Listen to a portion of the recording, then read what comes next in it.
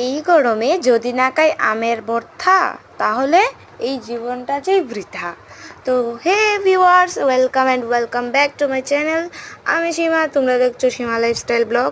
তো আজকে বানাবো কাঁচা আমের ভর্তা।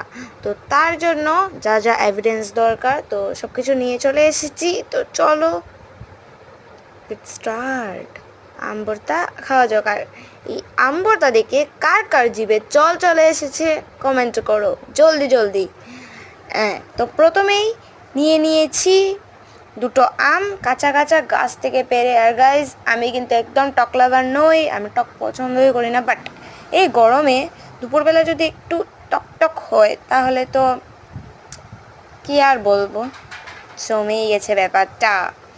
তো প্রথমেই আম দুটোকে ভালো করে কেটে নিয়ে খোসা ছাড়িয়ে কাটারের সাহায্যে কুচি কুচি করে কেটে নেব এবং তারপর আমগুলোর মধ্যে দিয়ে দেব ব্ল্যাক সল্ট, নর্মাল সল্ট, আর সাথে ছিল কি সুগার অ্যান্ড শুকনো মরিচ পোড়া। তো তারপরে দিয়ে দিয়েছিলাম ওটাকে একটু মেখে, তারপর দিয়ে দিলাম সরষের তেল অ্যান্ড আরও কিছুটা পাউডার দুধ, আর সাথে ছিল অল্প কিছুটা সুগার। তো তারপরে এবার কি ভালো করে মেখে একদম, আর উপর থেকে দিয়ে দিয়েছিলাম কিছুটা মরিচ গুঁড়ো।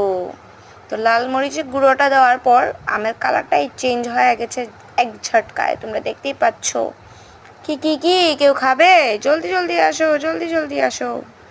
খেতে হলে জলদি জলদি আসো, আর না হয় বাড়িতেই বানিয়ে ট্রাই করে দেখতে পারো, খুব স্বাদ।